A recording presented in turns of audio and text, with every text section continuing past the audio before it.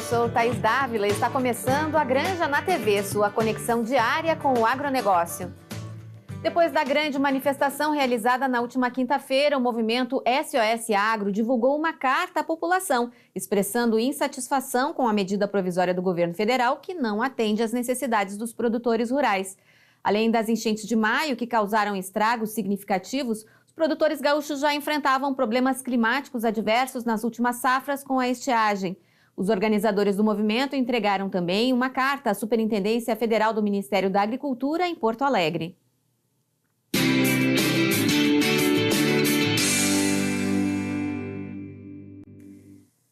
Hoje vamos falar sobre um tema importante para os produtores, especialmente do Rio Grande do Sul, mas que encontra eco em todo o país e também pelo mundo. A bióloga Marie Bartz, que já foi colunista da revista Granja e continua com a gente aqui no programa Granja na TV, é filha de agricultores e é bióloga com doutorado em agronomia e ênfase em solos. E participou nos últimos 2 meses aí de uma sequência de eventos abordando justamente o plantio direto, que é uma prática conservacionista. Tudo bem, Marie? Olá, Thaís, tudo bem? Bom, o plantio direto é bastante conhecido aqui no Rio Grande do Sul e ele vem ganhando espaço, especialmente com esse discurso aí tão importante de uma agricultura regenerativa, uma agricultura conservacionista. Qual é o seu olhar e conta um pouquinho esses eventos todos que você participou, não só aqui no Brasil, mas também no Paraguai e na Argentina. Isso. Então, Thaís, não foi nem 2 meses, foi no último 1 mês mesmo, agora no mês de julho, aconteceram os eventos aí no Brasil, Paraguai e Argentina, e realmente assim, né, se for para o plantio direto, ele é uma tecnologia, uma técnica que surgiu no Brasil, quer dizer, foi começada sido adotada no Brasil ali na década de 70. No entanto, o nosso desafio, e que isso permeou todos os eventos, né, de todos os países, e que é o nosso principal desafio hoje, é transpor o plantio direto para o sistema plantio direto, que ele tem premissas que precisam ser cumpridas para que a gente consiga ter esses resultados que você citou da regeneração, do cuidado e da conservação dos solos, né? Então, nesses eventos, né, das N temáticas que foram discutidas, a principal dela é o atendimento aos princípios, que é o mínimo revolvimento, a manutenção da cobertura permanente e a rotação e diversificação de culturas, que esse conjunto de ações vai permear a qualidade e a saúde dos nossos solos e, consequentemente, dos sistemas agrícolas, né? Bom, a gente está com um probleminha na conexão com a Marie, mas acho que a gente consegue aí entender tudo que está sendo dito. Explica um pouquinho, Marie, para a gente, para quem está nos assistindo, qual é a diferença, o que mais envolve o sistema plantio direto em vez somente da prática plantio direto? Pois, exatamente. O sistema ele está baseado num tripé, em 3 princípios. Então, o primeiro dele, e é o que, como surgiu o plantio direto, é a proteção permanente, né? Então, tem que ter palhada, né? Tem que ter cobertura do solo. Antigamente se falava da palha, né? Tanto que era plantio direto na palha. Só que hoje a gente já fala que essa proteção, se o agricultor conseguir manter o ano inteiro o solo com plantas crescendo, ou seja, a raiz também crescendo, trabalhando não só das culturas principais, que são as rentáveis, mas também, principalmente, as culturas de cobertura, que são as que vão trabalhar os processos químicos, físicos e biológicos, é a melhor forma da gente conseguir tratar esse solo, né? Então, é a permanente cobertura do solo, um mínimo revolvimento, então, nas práticas de plantio, né, e todas as ações que forem realizadas na lavoura, precisa ser o cuidado para manter, não mobilizar demais esse solo. E o terceiro item, que é um pouco mais problemáticos, que é a rotação e diversificação de culturas, né? Além das culturas anuais e as culturas, as cash crops, as de rentabilidade que o agricultor costuma plantar e que é a fonte de renda, ele investir também nas culturas de cobertura, que são as culturas que vão ajudar a gente trabalhar essa saúde e qualidade do solo com o crescimento das raízes, que é uma reação em cadeia, que vai também daí trabalhar todos os atributos químicos e principalmente biológicos do solo, né, que é a vida do solo que vai fazer esses processos todos acontecerem e a gente melhorar e dar uma resiliência a esses sistemas, né. Pois é, a questão da vida no solo é algo bem interessante. Quem trabalha já com o plantio direto há bastante tempo sabe que se cavar um pouquinho ali vai encontrar uma minhoca, vai encontrar algum inseto que inclusive ajuda na condição física do solo, porque ajuda a aerar e tudo mais. Mas com as práticas sendo continuamente aplicadas, as práticas mais conservacionistas, essa vida ganha ainda mais intensidade, né, Marie? Então, justamente essa intensificação da vida, ela tem a relação com aquilo que a gente está ofertando para essa vida conseguir se desenvolver. É uma via de duas mãos, né? O agricultor, ele dá casa e comida, que é a proteção e o alimento através das culturas, né? Então, por isso que é muito importante a diversificação e a presença das culturas de cobertura, para que essa vida do solo consiga se desenvolver, né? E essa vida, ela é muito ampla, Thaís. A gente tem, né, debaixo dos nossos pés aí 25% da biodiversidade do planeta, né?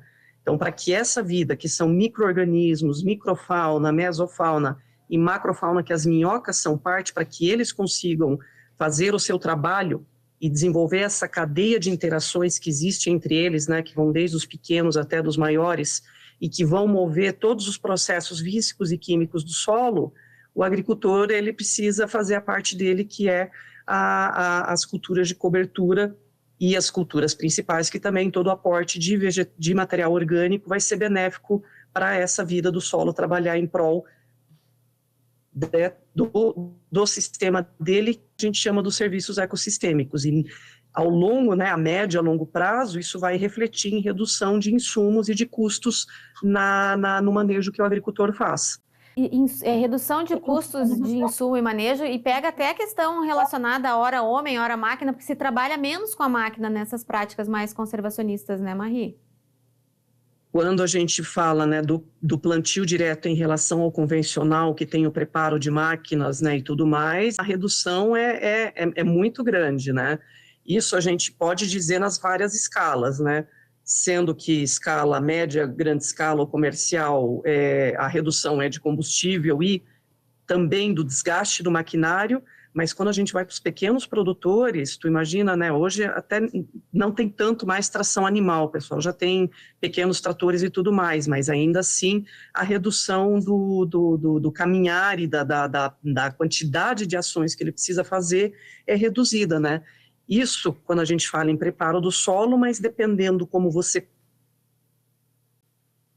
mais uma vez ele vai em insumos ou não. A gente está tendo bastante problema com a conexão com a Marie. Eu queria tentar fazer uma última pergunta, teria muitas mais para fazer, mas a gente está com esse problema aí na conexão. Em relação especialmente ao Rio Grande do Sul, que passou por perdas dramáticas de solo fértil em função das enchentes de maio, você acha que, de que forma essas práticas que você citou, elas podem contribuir para acelerar a recuperação dos solos gaúchos, Marie?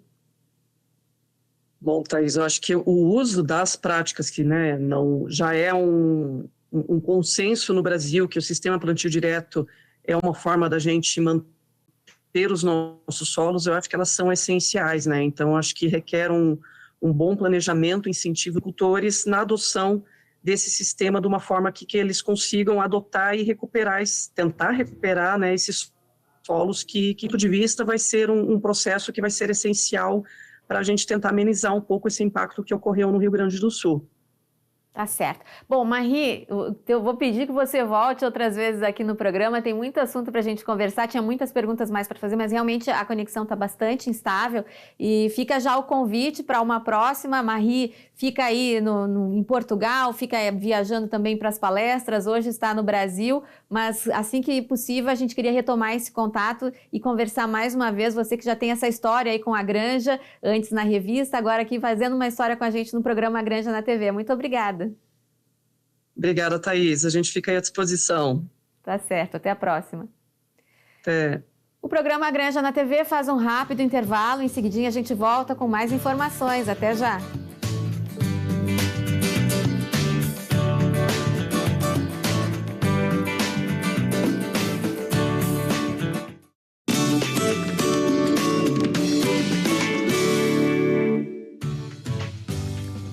volta com o programa A Granja na TV.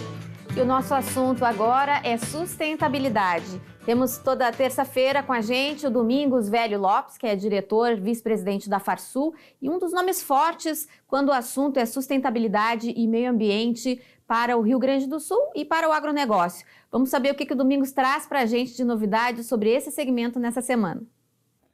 Bem, uma satisfação estarmos novamente nesta semana com os nossos amigos da Granja na TV para falar a complementação do que falamos na semana passada, que foi a resolução de irrigação das atividades licenciáveis no Conselho Estadual do Meio Ambiente. A sociedade civil, por ampla maioria, decidiu e ratificou o trabalho técnico realizado por mais de 2 anos, a qual trouxe a qualificação ao processo licenciatório das atividades de armazenamento de água no estado do Rio Grande do Sul e também das atividades de irrigação. Queria chamar a atenção para 2 tópicos principais. É a medida porte para licenciamento municipal de barragens, que nós já tínhamos nos municípios para 25 hectares para açudes. E as barragens estavam aguardando a consolidação dos açudes e desta forma nós elevamos a medida porte para 25 hectares de lâmina d'água, o que vai dar um processo muito mais célere e principalmente aumentar o número de pessoas, licenciadores, técnicos, sem perder nada do rigor jurídico e rigor ambiental.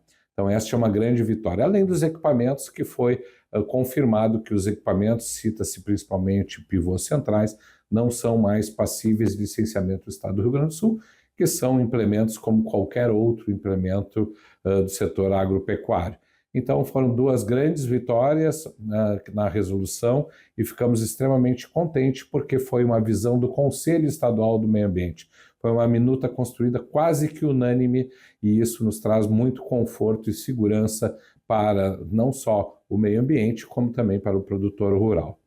Mas seguindo, Thaís, ontem tivemos o lançamento da 47ª Expo Inter, extremamente prestigiada, importante, porque lá é o fórum ao qual o produtor rural traz o seu cartão de visita não só para a sociedade urbana gaúcha, mas nacional e internacional.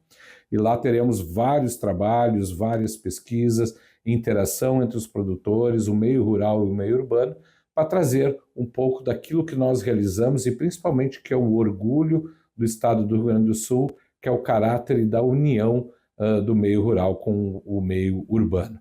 Então estamos muito felizes, um grande evento realizado ontem, prestigiado, com inúmeros deputados, secretários de Estado, com a presença do governador do Estado e todas as entidades copromotoras da Expo Inter. Será um grande evento entre 24 de agosto e 2 de setembro.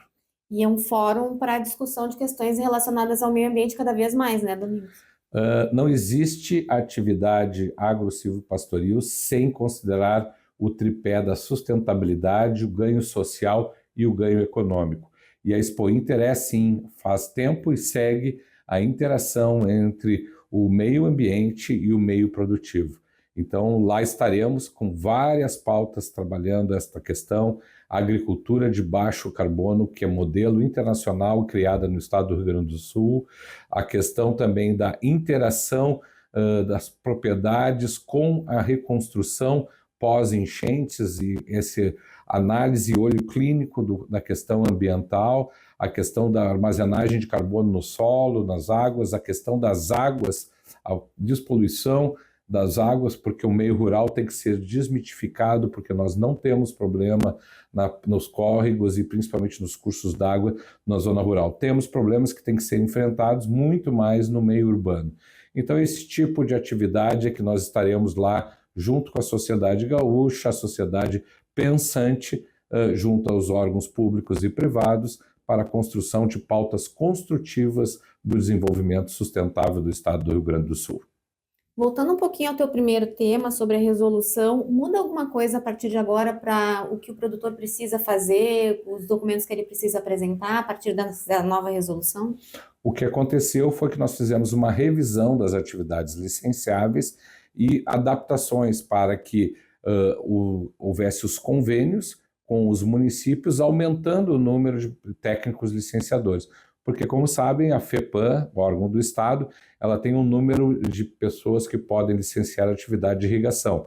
No momento que nós temos a possibilidade de aumento da medida porte, que já era realizada para açudes e agora para barragens, nós estamos aumentando o leque de técnicos do interior para realizar as atividades licenciatórias. E isso é extremamente importante, porque o técnico conhece a realidade do seu local, o técnico está mais disponível para realizar as vistorias, e isso vai fazer com que haja uma aproximação do corpo da consultoria dos produtores rurais, independente de que porte ele tem, dos órgãos licenciadores, tanto estadual como municipal. Além da revisão dos documentos, que foi feito todo um checklist, fazendo uma avaliação e principalmente uma adaptação às novas realidades, porque essa resolução ela era de 2016 e é preconizado na legislação gaúcha que nós temos que fazer a sua revisão a cada 5 anos. Tá certo, obrigada, até a semana que vem. Até a semana que vem, no Granja na TV, sempre uma satisfação trazer informações sobre a produção sustentável do estado do Rio Grande do Sul.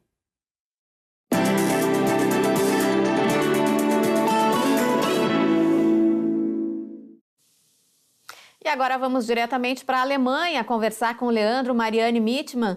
Leandro, como é que tu percebe a agricultura praticada aí na Europa? É muito diferente do que a gente tem aqui no Brasil? Olá, tudo bem? Tudo bem com todos? Bom, tem duas características aqui que me chamam muito a atenção, já me chamavam muito a atenção antes de eu estar aqui, de eu conhecer mais de perto, né? A gente está aí trabalhando na agricultura há muito tempo, na agropecuária como toda há muito tempo, a gente a conhece também do mundo.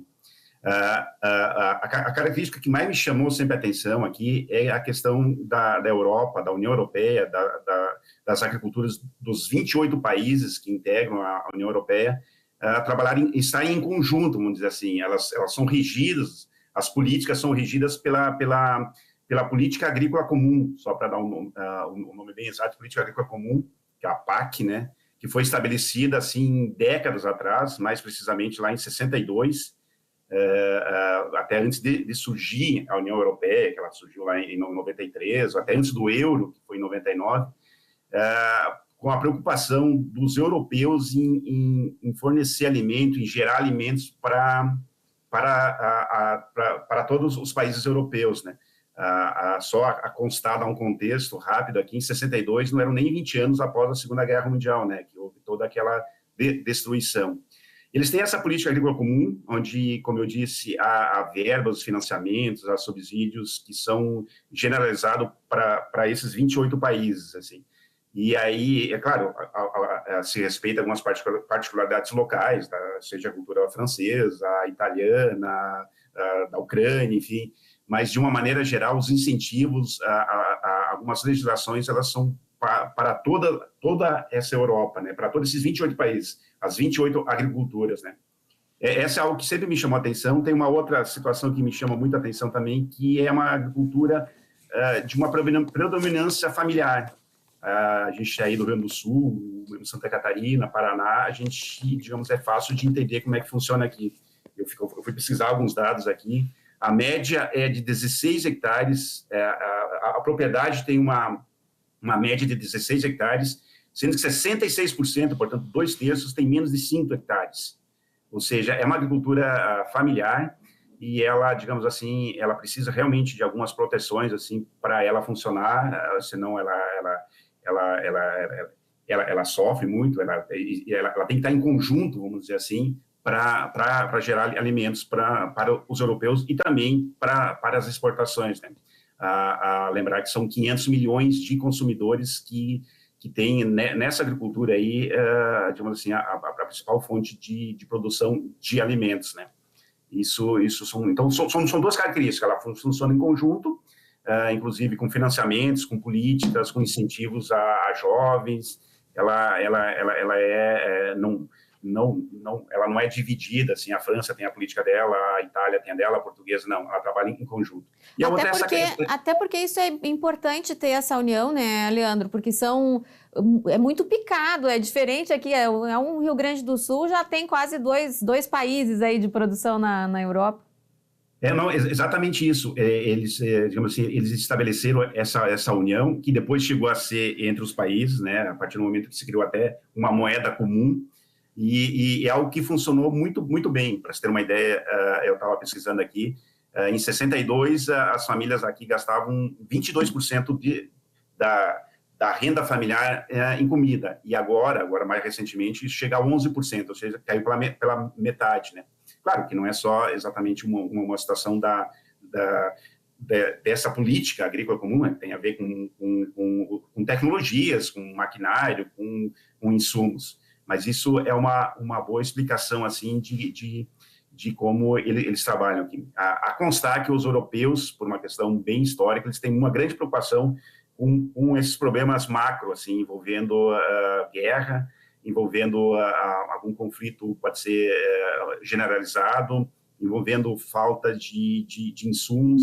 Eles trabalham isso em outros aspectos sobre até a arquitetura das casas aqui. Eles têm uma grande preocupação porque eles já sofreram muito, né? Muito mesmo com essa questão de uma crise generalizada. Então, eles são muito organizados para isso. E a política agrícola comum aí explica um pouco disso. Ainda para finalizar sobre o que é a política agrícola comum, eles valorizam mais do que a produção de alimentos, que é comida, que é renda, eles se preocupam muito com o que eles chamam de paisagismo rural. Afinal, metade da União Europeia, metade da população da União Europeia reside em ambientes rurais. É muito curioso isso.